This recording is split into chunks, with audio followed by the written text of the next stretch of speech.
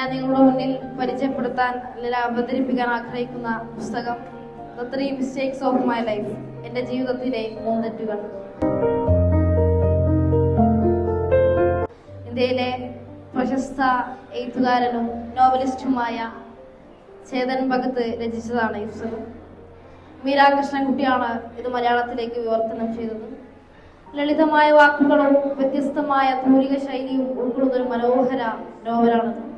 ഈ പുസ്തകത്തിന്റെ ഹ്രസ്വരൂപത്തിലേക്ക് കടക്കുമ്പോൾ ഈ പുസ്തകം പ്രധാനമായും 3 സ്തംഭങ്ങളെ ആശ്രയിച്ചുകൊണ്ടാണ് രചിക്കപ്പെട്ടിട്ടുള്ളത്. സൗഹാർദ്ദം, പ്രണയം, അതിലുപരി അവർ സ്നേഹിക്കുന്ന വിനോദം, ക്രിക്കറ്റ്. ഈ പുസ്തകം രചിക്കപ്പെടാനുള്ള കാരണം 2005 ഡിസംബർ മാസം 28-ാം തീയതി ശനിയാഴ്ച hd@gmail.com എന്ന മെയിൽ വിലാസത്തിൽ അന്ത്യലിഖിതം എന്ന വിഷയത്തെ ആസ്പദമാക്കി ചേതൻ ഭഗത്തിന് ലഭിച്ച ഒരു ഇമെയിൽ ആയിരുന്നു. ഇമെയിൽ പൂർണ്ണമായും ആത്മഹത്യാക്കുറിപ്പും കുമ്പസാരവും. ഇമെയിൽ വായിച്ച ചേതൻ ഭഗത് ആകെ ക്ഷീണിതനായി. അതിനു പുറമെ അദ്ദേഹം ഓരോ വാക്കുകൾ ടൈപ്പ് ചെയ്യുമ്പോൾ ഓരോ ഉറക്ക ഗുളികകൾ കഴിച്ചുകൊണ്ടിരുന്നു.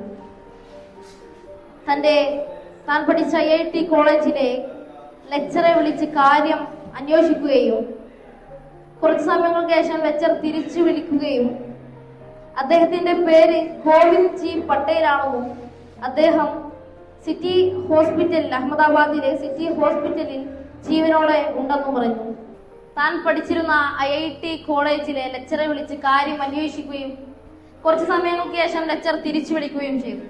അദ്ദേഹത്തിന്റെ പേര് ഗോവിന്ദ് ജി പട്ടേൽ ആണെന്നും അദ്ദേഹം അഹമ്മദാബാദിലെ സിറ്റി ഹോസ്പിറ്റലിൽ ജീവനോടെ ഉണ്ടെന്നും പറഞ്ഞു. വിവരം പറഞ്ഞ് ചേതൻ ഭഗത് ആകെ സന്തോഷവാനായി. പക്ഷേ എന്തോ തന്റെ ജീവിതത്തിലെ അവസാന വാക്കുകൾ എന്നോടാകുന്നതിന് പിന്നിൽ എന്തോ ഉണ്ടെന്ന നിറഞ്ഞ വിശ്വാസത്തിൽ അദ്ദേഹം അഹമ്മദാബാദിലേക്ക് പോയി. അങ്ങനെ അദ്ദേഹത്തെ കണ്ടുമുട്ടുകയും തുടർന്ന് എന്താണ് ഈ ആത്മഹത്യക്ക് പിന്നുള്ള രഹസ്യത്തെ കുറിച്ച് ചേതൻ ഭഗത് നീങ്ങി. തുടർന്നുള്ള അദ്ദേഹത്തിന്റെ ജീവിതമാണ് ഈ പുസ്തകം. അഹമ്മദാബാദുകാരായ ഗോവിന്ദ്, ഇഷാൻ, ഓമി എന്നിവരുടെ ജീവിതം. കൂട്ടത്തിൽ ഗോവിന്ദന്റെ എക്കാലത്തെയും ആഗ്രഹമായിരുന്നു ഒരു ബിസിനസ്സുകാരനാവുക എന്നത്. തന്റെ സുഹൃത്തുക്കളുടെ ആഗ്രഹം കൂടി പരിഗണിച്ച് അവർ ഒരു ക്രിക്കറ്റ് ഷോപ്പ് തുടങ്ങാൻ ആഗ്രഹിച്ചു. അങ്ങനെ ബിസിനസ് നല്ല നിലയിൽ പോയിക്കൊണ്ടിരിക്കുമ്പോഴാണ് തന്റെ ബിസിനസ്സിൽ ഇനിയും ഉയരണമെന്ന ഗോവിന്ദന്റെ ആഗ്രഹത്തിന് പിന്നാലെ സിറ്റിയിൽ പുനരാരംഭിക്കാൻ പോകുന്ന മാളിൽ ഒരു മുറി വാടകയ്ക്കെടുത്താലോ എന്ന് ആലോചിക്കുകയും മുൻകൂറായി അതിന് പണം അടക്കുകയും ചെയ്തു. അങ്ങനെ ഒരു റിപ്പബ്ലിക് ദിനത്തിൽ അഹമ്മദാബാദിലുണ്ടായ ഭൂചലനം അദ്ദേഹം ആഗ്രഹിച്ച ആ സിറ്റി മാൾ തകർത്തു. തന്റെ സ്വാർത്ഥ ചിന്ത കാരണം മുൻകൂറായി അടച്ച ധാരാളം പണവും തന്റെ സുഹൃത്തുക്കളെ പാടെ അവഗണിച്ചുകൊണ്ട് തുടങ്ങാൻ ആരംഭിച്ചതായിരുന്നു എന്റെ ജീവിതത്തിലെ ആദ്യത്തെ തെറ്റ്. ഗോവിന്ദൻ ഒരു ബിസിനസ്സുകാരൻ ആയിരുന്നതിന് ഉപരി ഒരു നല്ല മാത്സ് ട്യൂഷൻ എടുക്കുന്ന ഒരു വ്യക്തി കൂടിയായിരുന്നു. അങ്ങനെ തന്റെ സുഹൃത്തായ ഇഷാന്റെ സഹോദരിയായ ഡിഗ്രിയിൽ പഠിച്ചുകൊണ്ടിരിക്കുന്ന വിദ്യക്ക് മാത്സ് ട്യൂഷൻ ആവശ്യമാണെന്നും അതിന് ഗോവിന്ദനെ ചുമതലപ്പെടുത്തുകയും ചെയ്തു. തുടർന്ന് മാത്സ് ട്യൂഷൻ പിന്നീട് ഒരു പ്രണയമായി മാറി. തന്റെ സുഹൃത്തിന്റെ സഹോദരിയെ സ്നേഹിച്ചതായിരുന്നു തന്റെ ജീവിതത്തിലെ 2ാമത്തെ തെറ്റ്. തന്റെ ബിസിനസ്സൊക്കെ നല്ല നിലയിൽ മുന്നോട്ട് പോകുമ്പോഴാണ് തങ്ങളുടെ കടയിലെ സ്ഥിരം ഉപഭോക്താവ് സ്ഥിരമായി പന്ത് വാങ്ങുന്നതിന് പിന്നിലുള്ള രഹസ്യത്തെ കുറിച്ച് അറിഞ്ഞപ്പോഴാണ് ആലിയെക്കുറിച്ചറിയാൻ അവർ ജിജ്ഞാസരായി. അങ്ങനെ സിറ്റി മുനിസിപ്പൽ സ്കൂളിൽ അവർ ചെന്നു. ഇഷാൻ ആലിക്ക് ഓരോ പന്തെറിഞ്ഞു കൊടുത്തു. ആലി ഓരോ പന്തിനും ഓരോ സിക്സറുകളായി അടിച്ചു. 4 പന്തുകൾ അടിച്ചപ്പോയേക്കും ആലി ക്ഷീണിതനായി. തന്നെ ക്ഷീണിതനാവാനുള്ള കാരണം എന്തായിരുന്നു വെച്ചാൽ തലവേദനയായിരുന്നു. അപ്പോൾ ഇതിനെ ചികിത്സിക്കാൻ വേണ്ടി അടുത്തുള്ള ക്ലിനിക്കിലേക്ക് അവർ പോയി. അപ്പോഴാണ് ഡോക്ടർ പറയുന്നത്, ഇത് വെറും തലവേദനയല്ല, ഇത് ലോകത്തിൽ ചുരുക്കം പേർക്ക് മാത്രം ലഭിക്കുന്ന ഒരു അനുഗ്രഹമാണ്, ഹൈപ്പർ റിഫ്ലക്സ്. ക്രിക്കറ്റിൽ അതിന് കൂടുതൽ മുൻപന്തിയും ഉണ്ടായിരുന്നു. അങ്ങനെ അവന് നല്ല ക്രിക്കറ്റ് കോച്ചിങ് കൊടുത്താൽ ഒരു നല്ല പ്ലെയർ ആയി തീരുമെന്നു അവർ മനസ്സിലാക്കി. അങ്ങനെ ഇഷാൻ അവന് നല്ല കോച്ചിങ് കൊടുത്തു. അങ്ങനെ ധാരാളം ദിവസങ്ങൾക്ക് ശേഷം ദിനത്തിൽ ഓമിയുടെ അമ്മാവന്റെ പുത്രനായ ധീരജും സംഘവും അയോധ്യയിലേക്ക് ഒരു ബോധവൽക്കരണ യാത്രക്ക് തയ്യാറാവുകയായിരുന്നു. ട്രെയിനിലാണ് പോയിരുന്നത്.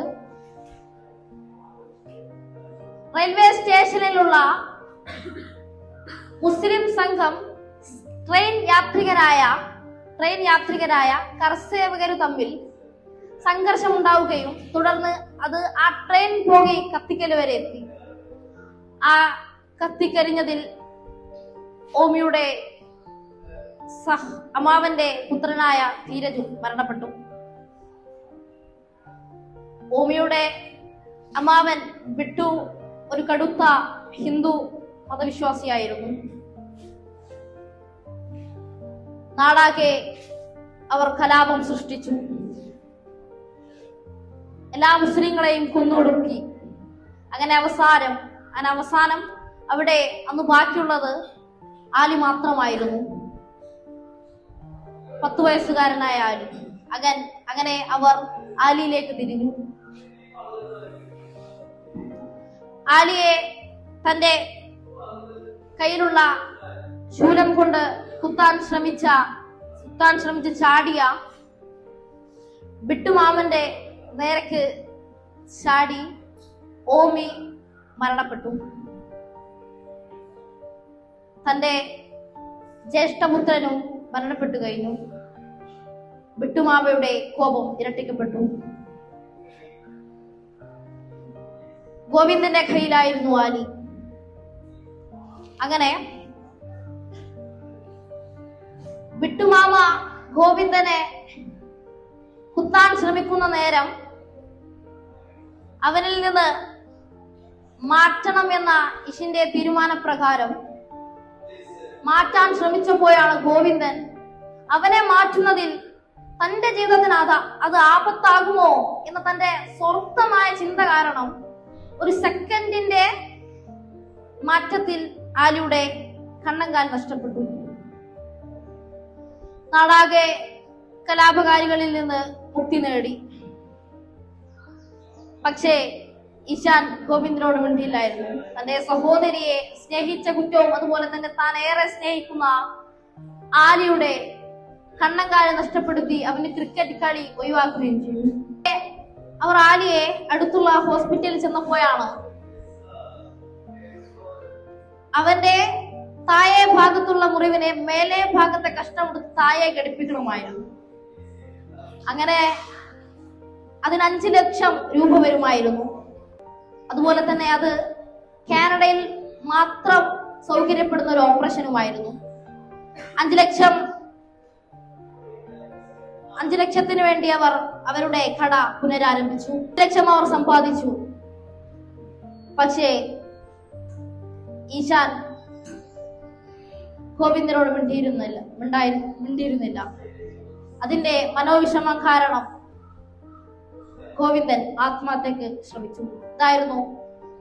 ഇതുൾപ്പെടെയുള്ളതാണ് ഈ പുസ്തകം. ഈ പുസ്തകത്തിന്റെ അവസാനം ഗോവിന്ദന്റെ അമ്മ ഒരു വാക്ക് പറയുന്നുണ്ടായിരുന്നു. ജീവിതത്തിൽ പല പരാജയങ്ങളും ഉണ്ടാകും. ചിലപ്പോൾ അടുത്തയാളുകൾക്ക് മുറിവേൽപ്പിക്കാനും മതി. പക്ഷേ ബന്ധങ്ങൾ മുറിച്ചിടരുത്. വീണ്ടും വ്രണപ്പെടുത്തുകയല്ല വേണ്ടത്, ഉണ്ടായ മുറിവുകൾ അടക്കാനാണ് നോക്കേണ്ടത്. ഈ പുസ്തകം ധാരാളം അറിവുകൾ നമുക്ക് നൽകുന്നു. അത് എന്റെ ജീവിതത്തിൽ പകർത്തണമെന്ന ബോധത്തോടെയും ലക്ഷ്യത്തോടെയും ഞാൻ എന്റെ വാക്കുകളെ ഉപസംഹരിക്കുന്നു. നന്ദി, നമസ്കാരം.